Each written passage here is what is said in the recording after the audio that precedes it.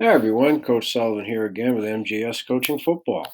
It's my 38th year coaching. I've either been a defensive, offensive, or special teams coordinator, as well as a head coach at both the collegiate and high school levels. Today in this presentation, I want to talk to you about one of our plug blitzes. So just as a reminder, a plug blitz is B gap to B gap. Okay. And it typically involves, obviously, in this case, inside or outside linebackers, or it could involve safeties or even a corner for that matter. But this is a double plug, just not double A gap like Bambi or Mabel. See my playlist. This is what we call Mars. Okay, Mars. Mike and Rover. Mars. Okay. So in this particular instance, I have the three defensive linemen who this is a five-man pressure again to reiterate. If this were a pass, that's how we determine how many is involved in the pressure. The three defensive linemen would be rushing, and now we have two blitzers, hence five-man pressure. Okay, so the primary blitzer in red, the rover, determines the Lucky Ringo call. So if the rover's left, he says Lucky. And as always, if the rover doesn't know who he is, oh boy, right? And the Mike is the secondary blitzer. That's why he's in blue. And the three defensive linemen, the two who are involved have arrows. The third defensive lineman, as I just said, right? So how does this work and why do we use it? Okay. Well, first of all, the way it works is the defensive end on the side of the call is in the C gap. And so he uses what we call a slant technique, which is step at the near hip, in this case, the tight end, and get vertical, penetrate. Okay, get up the field. Nose automatically goes away from the call. Again, slant technique, which means step at the near hip of the guard, get vertical, penetrate.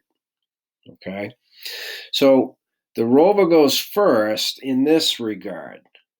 When it comes to the two linebackers, Rover and Mike, the Rover goes first. The reality is, and I couldn't get it to work in the huddle, the Rover deepens slightly, okay, so he can step on the heels of his defensive end because the defensive end is technically going first, getting vertical in the slant, and the Rover's stepping on his heels, okay, working, excuse me, three gaps, right?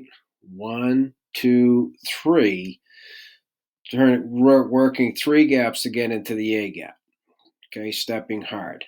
All right, so we just say he takes one lateral step with his inside foot, then he's ripping and getting his shoulders square as he's working his way into the A gap. Okay. The Mike linebacker, meanwhile, when he goes second, he's not necessarily lateral stepping. He's taking his downhill read step with his outside play foot, and then that's pretty much just sitting. As he sees the rover cross, he then plugs the B gap. Okay, and that's how that works. Okay, so again, just to reiterate, first is he's slightly deeper, stepping on the heels of the defensive end, open up lateral with inside foot, then ripping his outside arm, and he's getting his shoulders square as he's working to get into the A gap. Okay, so now obviously if the guard's coming upfield, he'll be butt side of the guard and all those things. If the guard's blocking down, he's going to be butt side.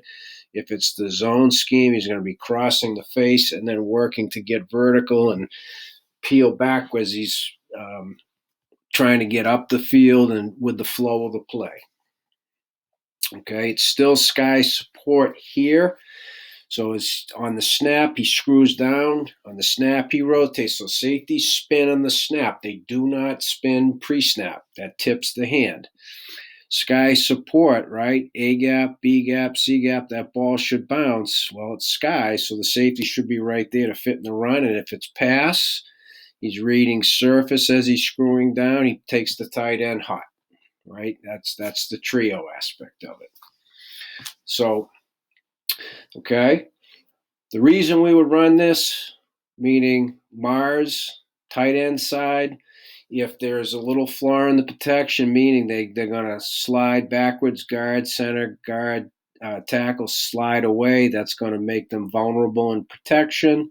This is also a nice way to disrupt inside zone scheme, one back power scheme. Okay, it's a different changeup. Okay, and it's not something that an offense is going to practice against much because we don't run this very often. Alrighty, so the complementary blitz to this, so the install will be taught in the same day, Mars, and then bad, which is backer and dime. Okay, backer and dime. The dime's the primary blitzer. Okay, the backer's secondary, just like the Mars, right? Exact same with the defensive line, nose away, defensive end call side, in this case stud, C gap. Like in all of our blitzes, the dime goes, see the go blitz, go family playlist, or the combo, see the combo family playlist, or the dog, see the dog family playlist. Okay, the dime does not hedge. We do not tip our hand. Okay, so what is necessitated by this is the backer has to be a little extra patient because he might be coming from 5 yards to get there. And again, if the kid's not fast enough, then you either don't run this blitz or it's got to be another defender. Okay, it has to be another defender. So it's the same thing as he's coming. He's got time to read this without being tentative. All right, so he'll be able to see whether or not it's pass or run and the scheme that goes with it. Backer needs to be a little more patient, so he's going to step and he might have to shuffle slightly to the outside to buy the time to cross face. That's the difference. The other big difference, why we would call bad, is this is a nice changeup to a zone read. This is a nice changeup to the RPO scheme. Okay, and a two-man surface and one back. It's a beautiful changeup. All the reads for the quarterback are affected. Okay, and we have all the gaps, including he's still a B gap defender. He's still a 51. All gaps are covered, right? We're pulling in a seventh man into the box here with this blitz. So versus the RPO with the two wide receivers, look, that's why we would call bad. So again, you have to know your tendencies, do your film study, and then during the course of a game, chart as well. Okay. Same safety spin and everything stays the same. And another reason this is great for the RPOs is these guys are hot, right? Man coverage with zone leverage, which is super versus the RPO.